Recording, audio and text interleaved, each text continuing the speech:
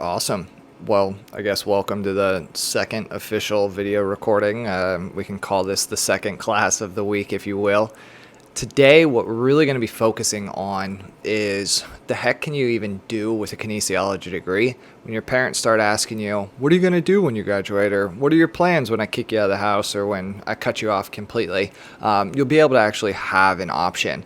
For those of you that are looking at going into PT school, this is also a pretty good option or a pretty good lecture for you because you need to have a plan B, C, or D in case you don't get in. And same thing for everyone that if you're considering grad school at this point, congratulations, but you really need to at least line up a couple of plan Bs and a couple of plan Cs and really make sure that this is the career field that you want to go into and that you could be happy for the rest of your life working in this field if it's what you choose to do.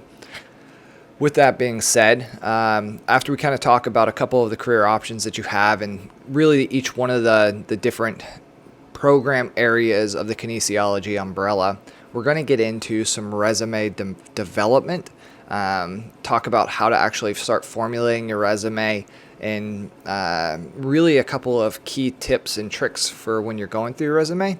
The goal is that is going to actually help you put together your first resume assignment that you're going to have for this week. What I want to see with this first resume assignment is I really want to see where you're at right now. If you were to be applying for jobs right now, how competitive do you think you would be? How competitive do you think your colleagues would be? The person that would normally be sitting next to you in class if it wasn't for COVID.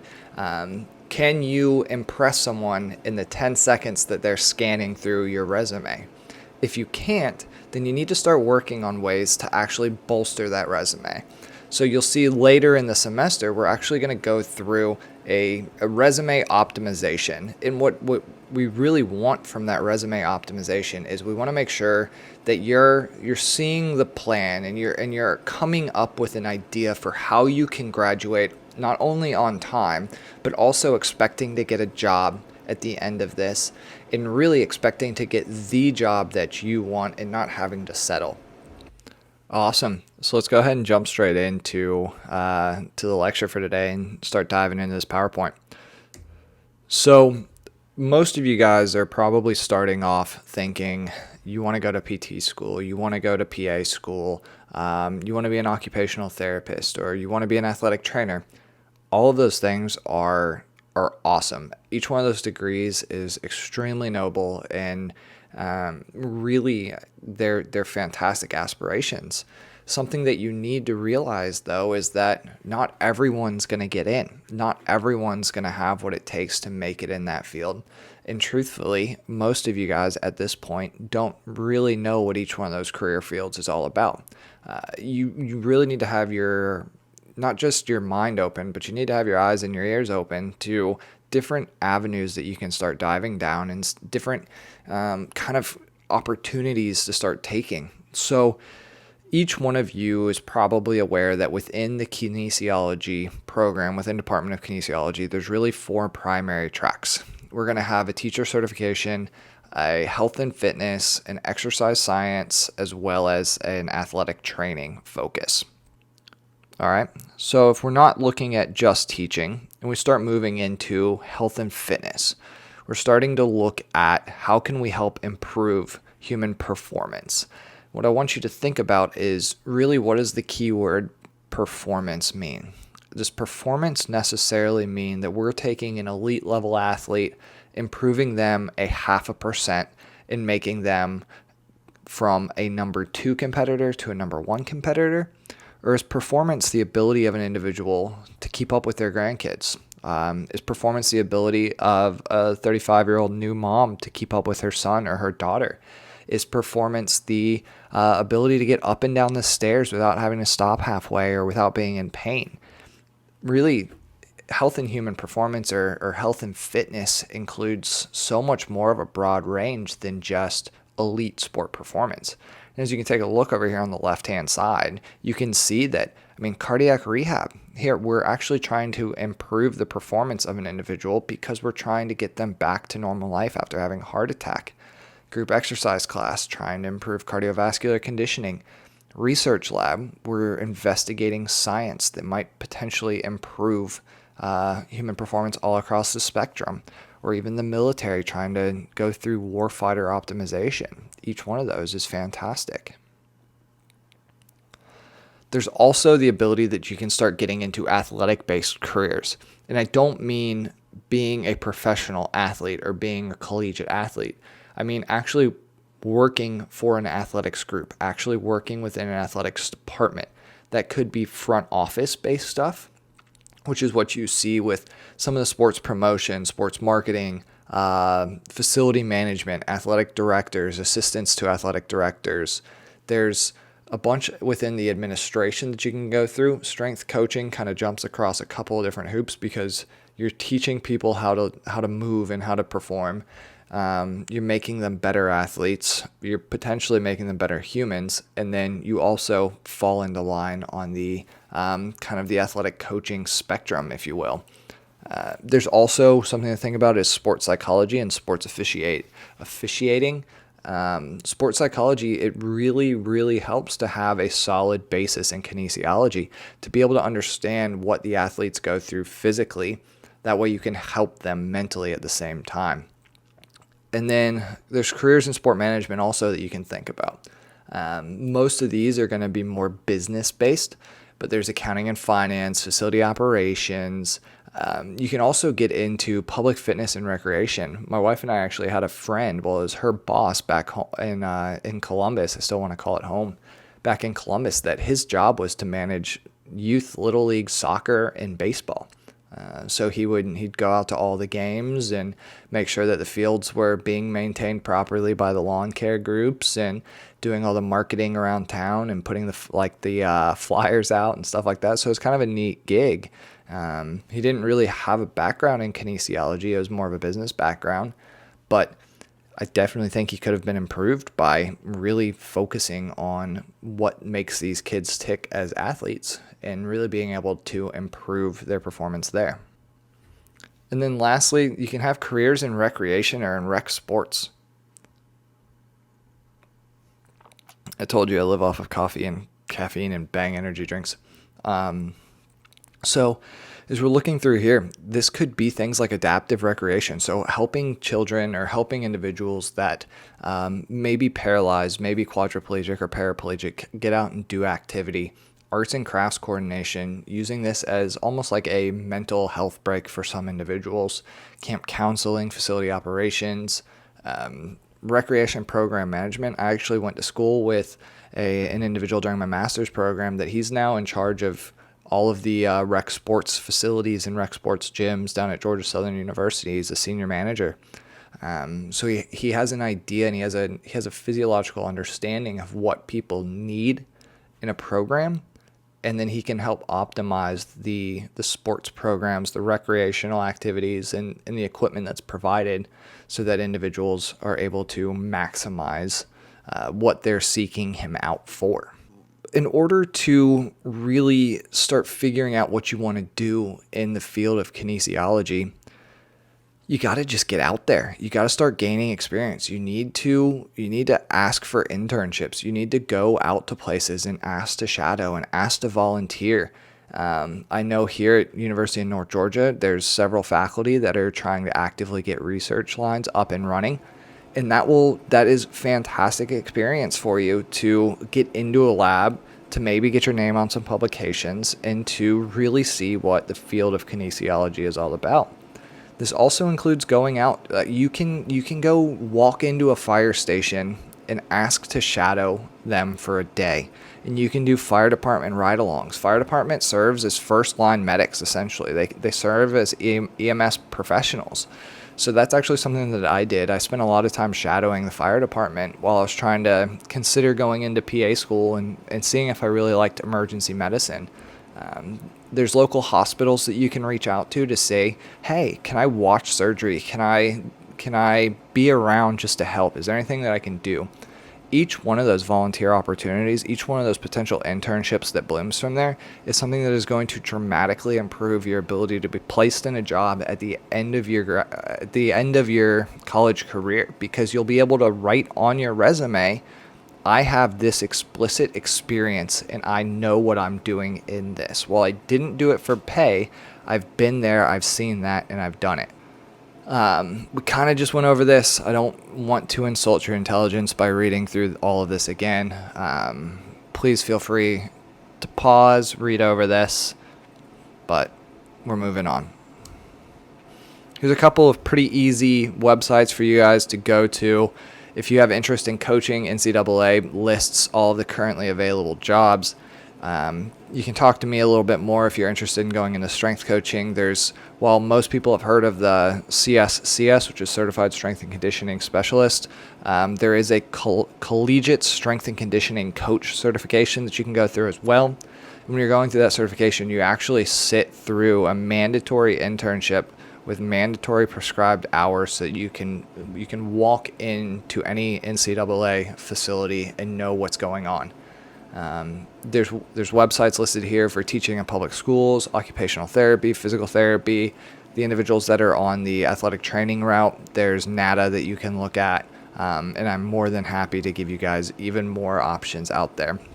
Something that I also recommend you do is go ahead and get on things like Monster, get on things like highereducation.com, and go ahead and start subscribing to email alerts that are looking for, that are job ads basically, that are looking for individuals to fill spots. And the reason why I want you to go ahead and do that is you'll actually be able to see kind of what each one of these positions is looking for in terms of experience, in terms of pay, in terms of work-life balance.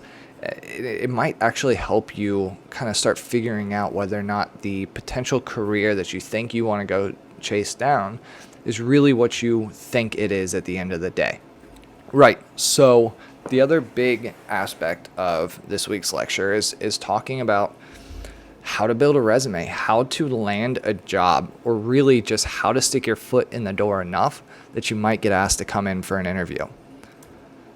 So really, the main purpose of a resume is when some Joe Blow is sitting there going through all of the applications, they see your name, they see your training, they see your education, and they see what you might be able to potentially bring to the company, the corporation, the program, whatever it is.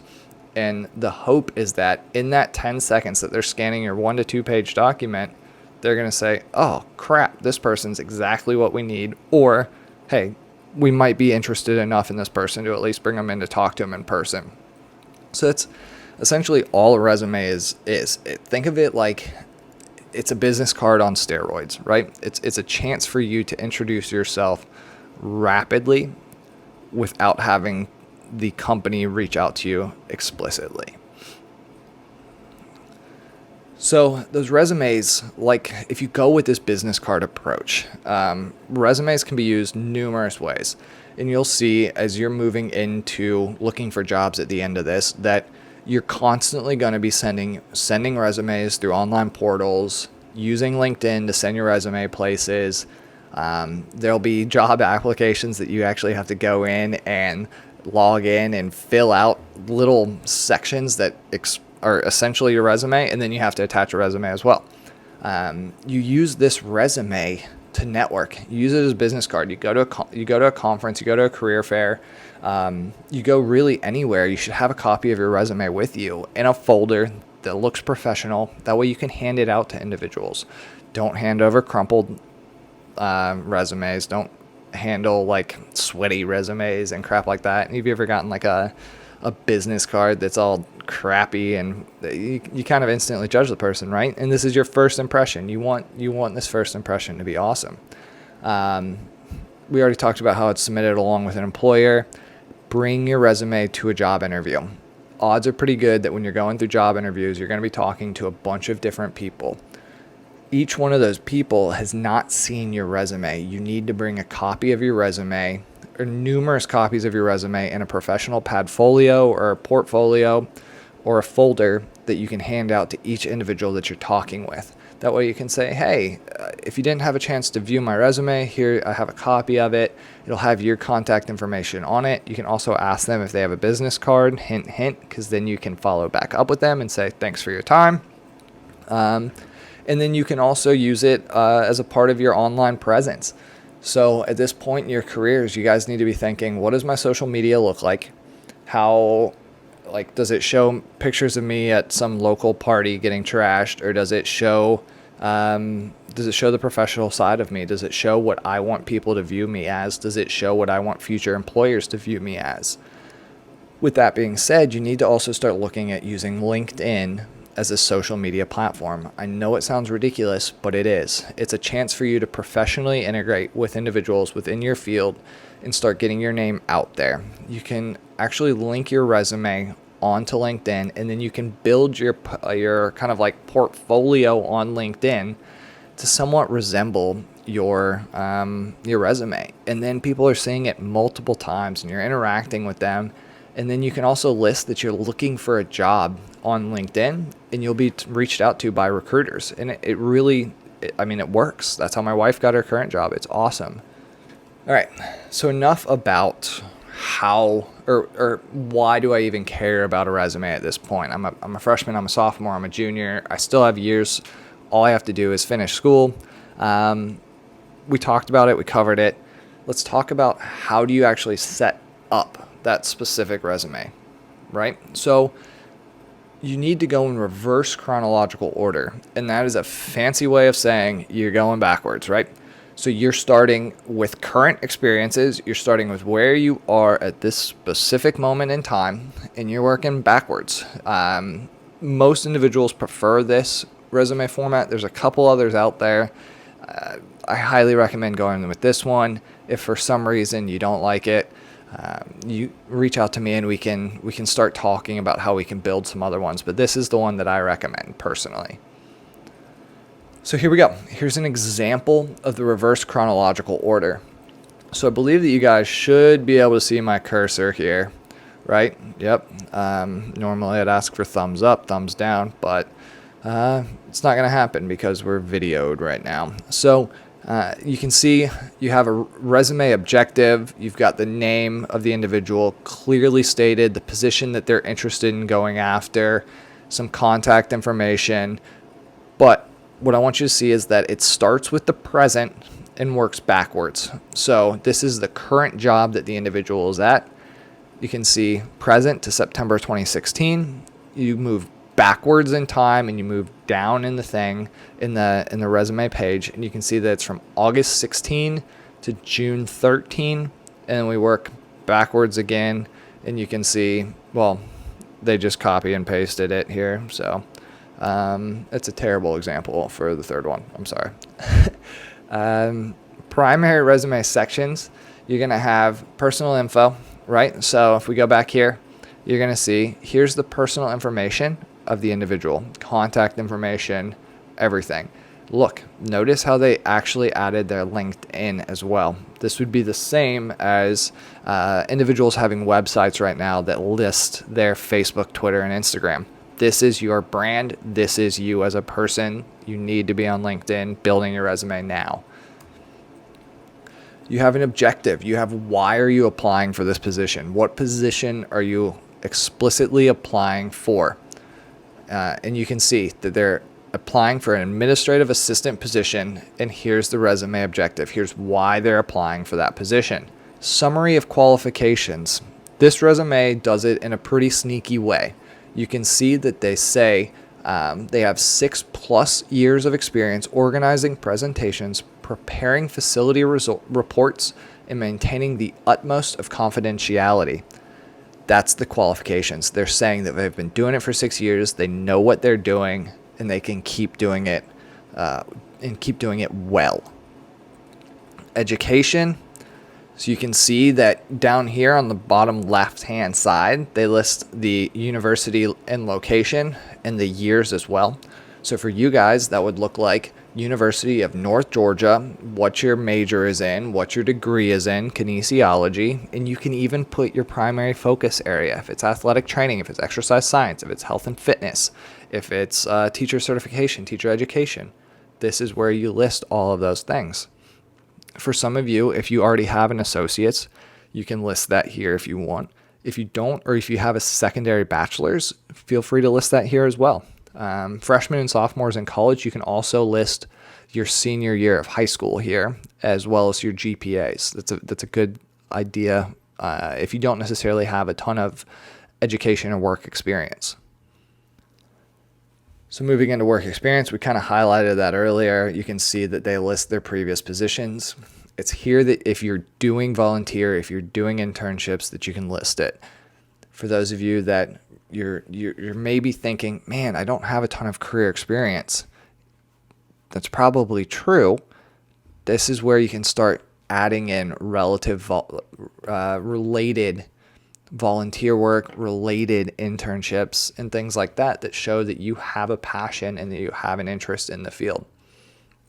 You can list specific skills.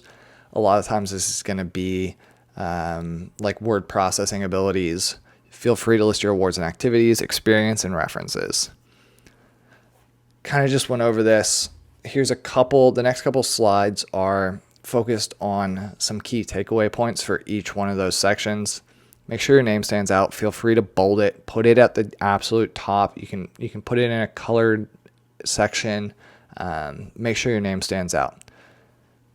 Only list one phone number and list the phone number that you are most likely to be contacted at. If it's your cell phone, don't have a idiotic voicemail system. Don't have it be just like, yo, this is Parker, leave a message or something like that, right? Like make sure that it sounds professional, something like a brand would have, something like a company would have, because again, you are your own brand and you are your own company.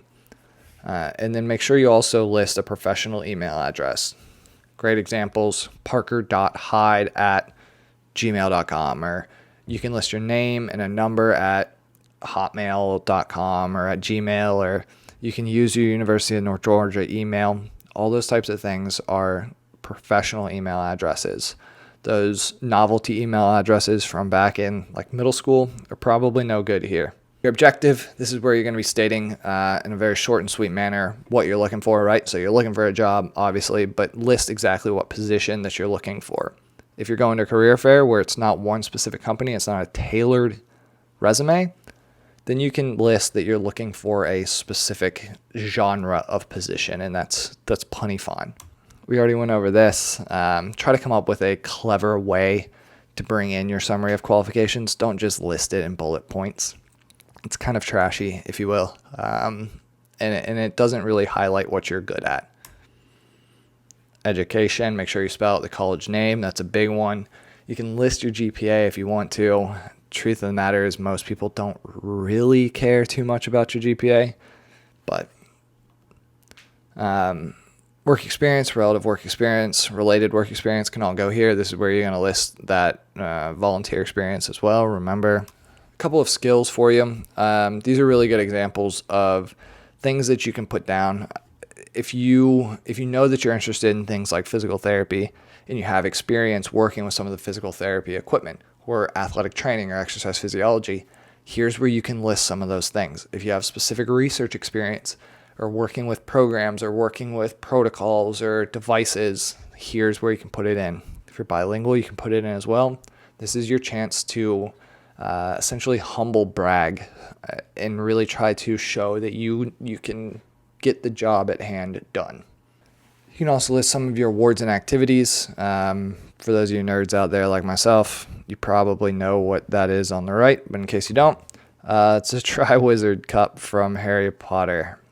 If you do decide that you're going to be listing volunteer experience as well as your internship experience, make sure that it's appropriate and make sure that it's meaningful. Make sure that it actually conveys something to the resume. If you worked at a soup kitchen, it's great, but it might not necessarily apply to strength and conditioning, or it might not necessarily apply to athletic training. Make sure that everything that you're listing is relevant. If you hold multiple jobs, say you work in campus rec, but then you also work at the local restaurant as a hostess or as a host or a server, and you're trying to get a job in Kines, you probably don't need to list the job at the restaurant. Rather, you can avoid listing that and you can just list the campus rec position. One of the other big things that you need to have on your resume is some area or discussion of references. So you'll see this go a couple different ways. Sometimes people like to see references explicitly listed. They're kind of moving away from that these years, it seems, and instead listing that references are available upon request. If you're filling out an online job portal, it might ask you for 3 specific references with contact information. So it'd be like reference 1, contact information, reference 2, reference 3, contact information, right? You need to have at least 3 people in your back pocket at all times that you know would give you a positive reference. I really want to emphasize that word positive. I've read negative reference letters for people, and they suck. I mean, it is a guaranteed you're not getting the job. Even if you have 2 positives and 1 negative where someone's like, no, this person sucks, you're not going to want to bring them on as an employee, right? Like if you're the employer and you see that someone is willing to write a reference that is not glowing, that might mean there's something wrong with the potential candidate. So make sure that the individuals that are writing your references agree that they are going to be positive references. Don't ask your friends. Go for individuals that are employers or professors, professionals in the field that you know closely, and try to get them to talk about your positive attributes. Make sure that your references know your resume. Make sure that they know what you've been up to. If it's someone that you haven't talked to in say a year or two, in a couple of years, reach out to them, see if they want to go grab coffee, see if they want to go grab a drink or pay for their dinner or something like that, and then have a chance to kind of catch up. That way, whenever they're writing a reference or the potential employer reaches out to them, they have an idea of what you have going on currently, not just what you had going on multiple years ago. Here's some formatting information for you guys. I don't want to just sit there and read over it. In general, make sure that you use one type font. Don't do any like super loud changes in size and things like that. Use bold and italics to highlight, but don't highlight specifically with the highlight function. And make sure that it follows a coherent concept or coherent flow. Don't have tabs all over the place. Another big thing is make sure your resume is 1, maybe 2 pages at the absolute longest. It really depends on how you're interacting with the individual. If you're uploading a digital copy, you can sometimes get away with 2-page resumes.